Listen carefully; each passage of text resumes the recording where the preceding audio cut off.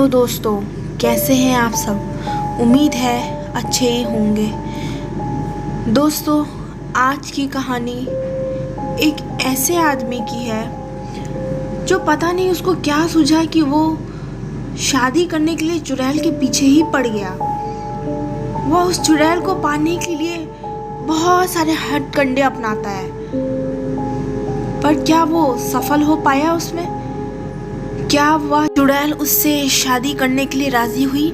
आइए इस रहस्य पर से पर्दा उठाते हैं। इससे पहले दोस्तों, अगर आप पहली बार इस चैनल पे आए हैं तो आप सब्सक्राइब करके बेल बटन ज़रूर प्रेस करें ताकि मेरी आने वाली हर कहानी सबसे पहले आप तक पहुंचे। हाँ, आगे आप चाहते हैं मैं आपकी कहानियों को अपनी आवाज़ में सुनाऊं तो मुझे इंस्टा पर भेज सकते हैं। मेरी आईडी है 2020 फिज़ा। तो बिना देरी के कहानी को पूरा सुनने के लिए बने रहें फिज़ा के साथ। बात कोई 13-14 साल पुरानी है और मेरे दोस्त की माने तो एकदम सही भी। अरे इतना ही नहीं, मेरे दोस्त के अलावा और भी कई लोग इस घटना को बनावटी नहीं सच्ची मानते हैं।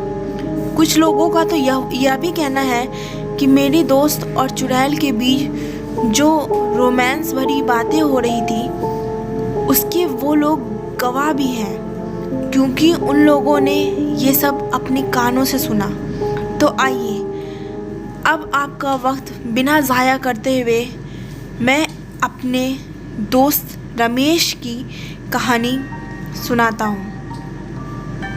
उस समय रमेश की उम्र कोई 22-23 साल थी और आप लोगों को पता ही होगा कि गांव में इस उम्र के लोग बच्चों के बाप बन जाते हैं, मतलब किसी बंधन में बंध ही जाते हैं। हाँ, तो रमेश को भी शादी हुए लगभग 4 से 5 साल हो गए थे और 1.5-2 साल पहले ही उसका कौना हुआ था। उस समय रमेश घर पे ही रहता था और अपनी एमए की पढ़ाई पूरी कर रहा था। यह घटना जब घटी उस समय रमेश एक 20-22 दिन की सुंदर बच्ची का पिता बन चुका था।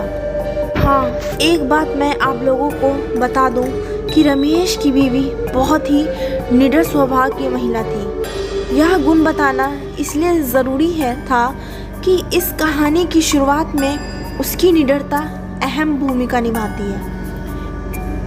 एक दिन की बात है कि रमेश की बीवी ने अपनी निडरता का परिचय दिया और अपनी नन्ही बच्ची उम्र लगभग 1 माह से कम ही होगी और रमेश को बिस्तर पर सोता हुआ छोड़ 4 बजे सुबह ही उठ गई। गांव में आजकल तो लोग टॉयलेट रूम घर में ही बनवाने लगे हैं, पर 10-12 साल पहले अधिकतर घरों की महिलाएं रोज़ाना मैदान में घर से बाहर निकल जाती थी और घर की सारी महिलाएं नहीं तो कम से कम 2 एक साथ घर से बाहर निकलती थी। ये महिलाएं सभी लोगों के जागने से बहुत पहले जाकर खेतों की ओर चली जाती थी। ऐसा नहीं था कि रमेश की बीवी पहली बार 4 बजे जगी थी। अरे भाई, वह रोज़ाना 4 बजे ही जगती थी।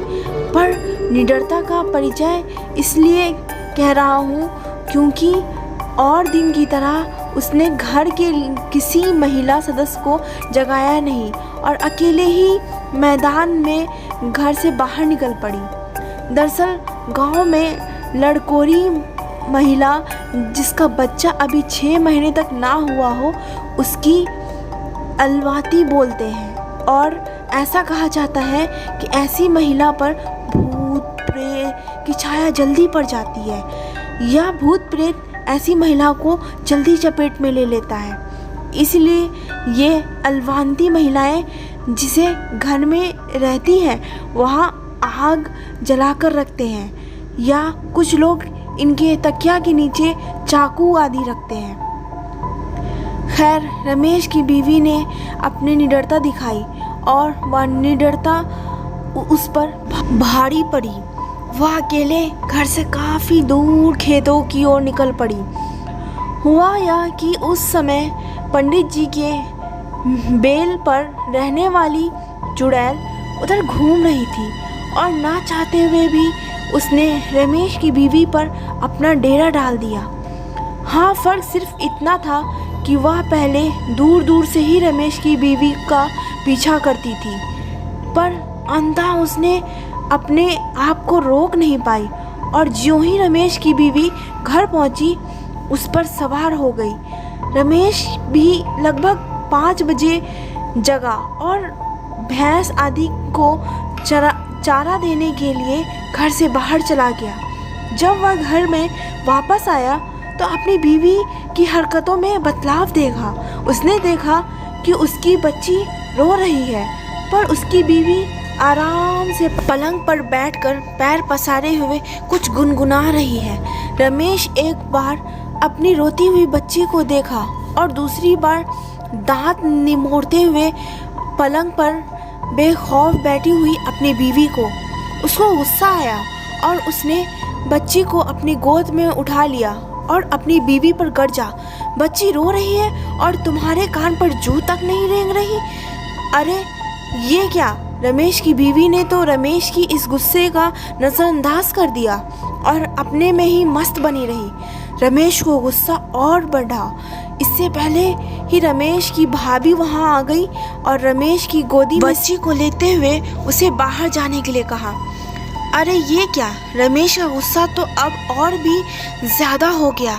उसे समझ में नहीं आ रहा था कि आज क्या हो रहा है। जो औरत अपने से बड़ों के उस घर में आते ही पलंग पर से खड़ी हो जाती थी, वही बीवी आज उसके भाभी के आने के बाद भी पलंग पर आराम से बैठे मुस्कुरा रही है।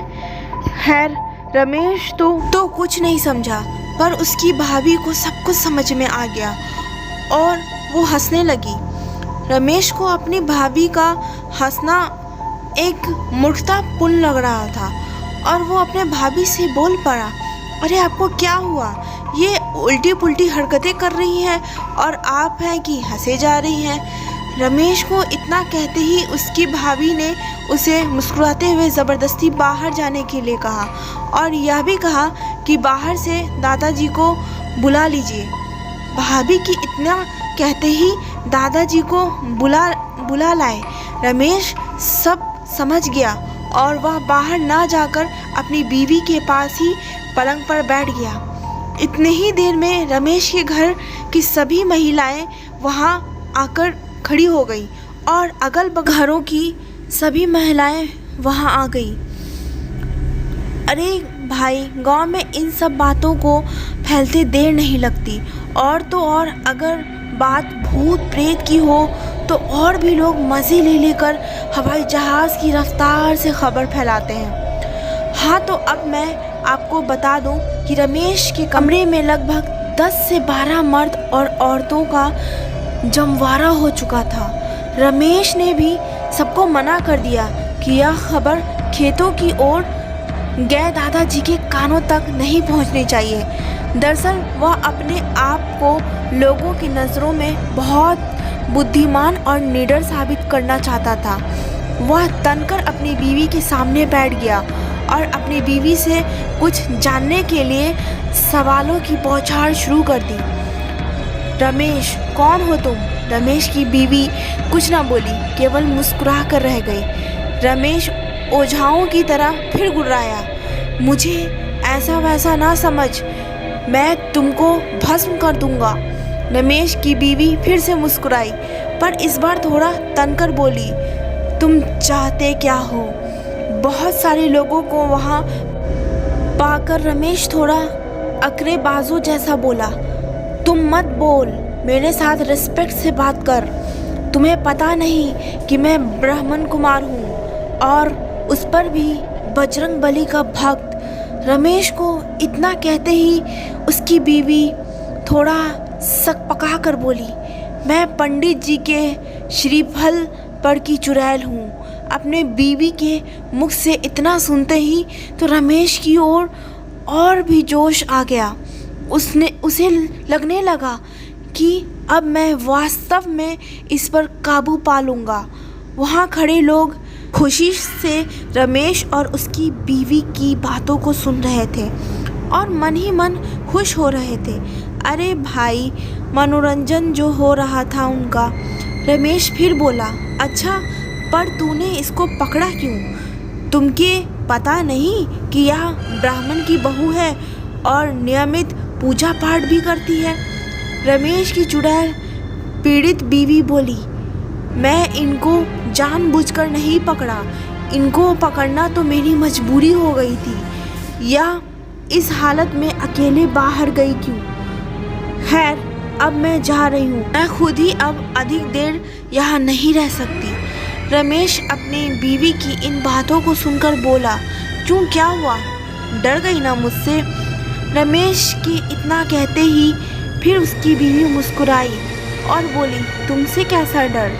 मैं तो उससे डर रही हूँ जो इस घर पर लटक रहा है और मुझे जला रहा है। अब उसका ताप मुझे सहन नहीं हो रहा है। दरअसल बात यह थी कि रमेश के घर के ठीक पीछे एक पीपल का पेड़ था और गांव वालों उस पेड़ को बांसदेव बाबा कहते थे। लोगों का यकीन था कि उस पेड़ पर कोई अच्छी आत्मा रहती है और वह सबकी मदद करती है। कभी कभी तो लोग उस पीपल के नीचे जेवनार आदि भी चढ़ाते थे। और हाँ, इस पीपल की एक डाली रमेश के घर के उसी कमरे पर लटकती रहती जिसमें रमेश की बीवी रहती थी। चुड़ैल की बात सुनकर रमेश हंसा और बोला, जा मत, यहीं रह जा।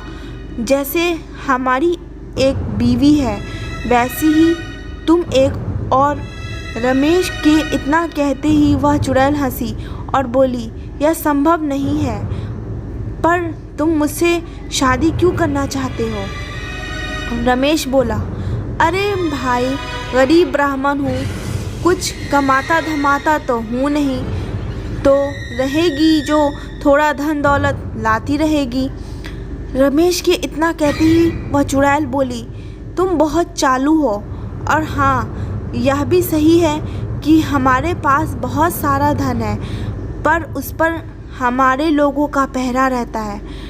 अगर कोई इंसान वह धन लेना चाहे तो हम लोग उसका आहित कर देते हैं। हाँ, और एक बात, और वह धन तुम जैसे जीवित प्राणियों के लिए नहीं है।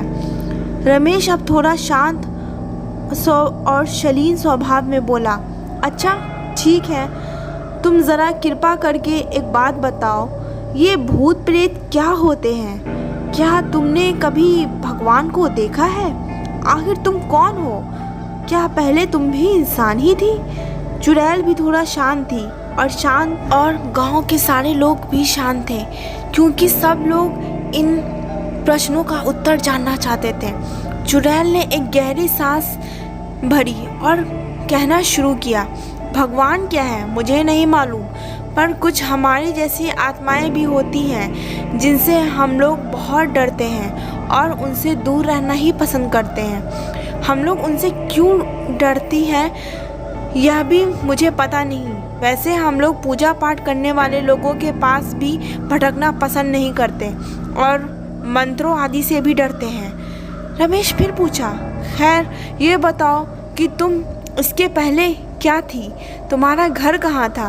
तुम चुड़ैल कैसे बन गई? चुड़ैल ने रमेश की बातों को अनसुना करते हुए कहा, नहीं नहीं, अब मैं जा रही हूँ, अब और मैं यहाँ नहीं रुक सकती, वे आ रहे हैं। चुड़ैल के इतना कहते ही कोई तो कमरे में प्रवेश किया और रमेश को डांटा, रमेश ये सब क्या हो रहा है?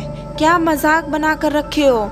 रमेश कुछ बोले इससे पहले ही क्या देखता है कि उसकी बीवी ने साड़ी का पल्लू झट से अपने सर पर रख लिया और हड़बड़ाकर पलंग पर से उतरकर नीचे बैठ गई और धीरे धीरे मेरी बेटी कहते हुए रमेश की भाभी की गोद में से बच्ची को लेकर दूध पिलाने लगी। रमेश ने एक नज़र अपने दादाजी की ओर डाला और मन ही मन बुदबुदाया, आपको अभी ही आना था, सब खेल बिगाड़ दिए। आधे घंटे बाद आते तो क्या बिगड़ जाता।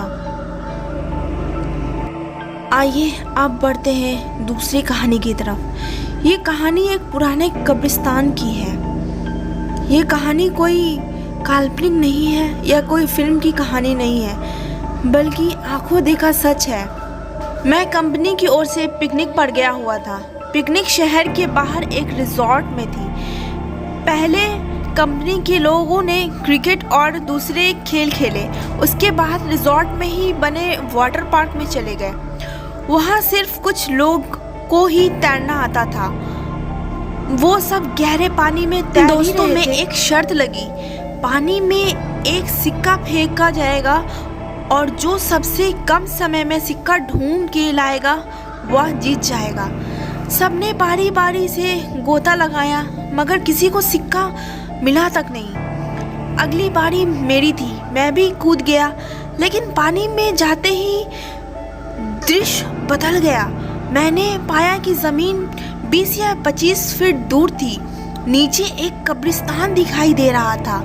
वहाँ एक औरत खड़ी थी जो चेहरे और कपड़े से भारी लग रही थी। उसके हाथ में वही सिक्का था। वह अपना हाथ ऊपर की ओर करके खड़ी थी। ऐसा लग रहा था मानो कि वो मुझे ही सिक्का देने के लिए खड़ी हो।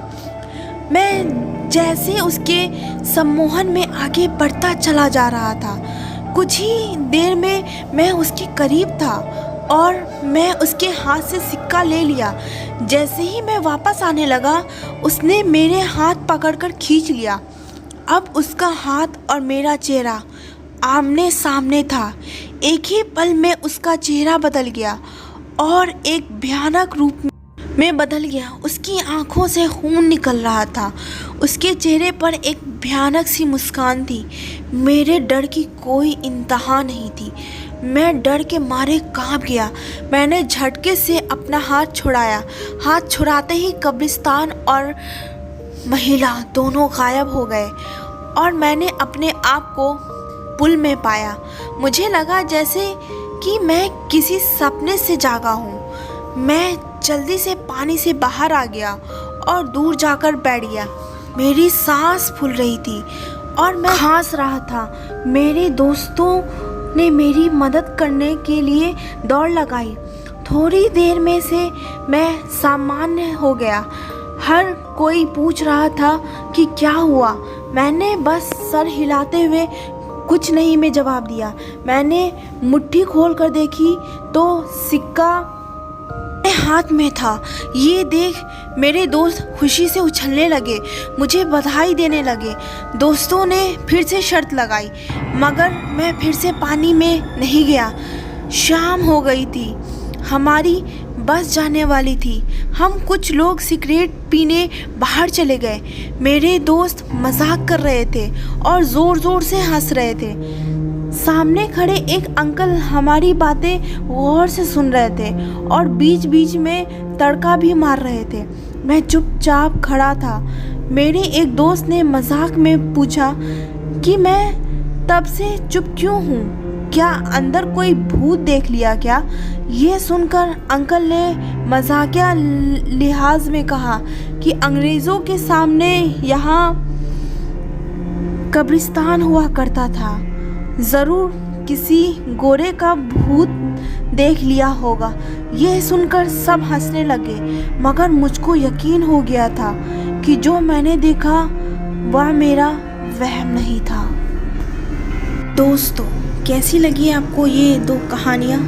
उम्मीद है आपको ये कहानी पसंद आई होगी। अगर आप मेरे चैनल पे नए आए हैं तो प्लीज़ मुझे सब्सक्राइब करना ना भूलें और आगे ऐसी और डरावनी सच्ची कहानियाँ सुनने के लिए मेरे चैनल पे बने रहें। फ़िज़ा के साथ।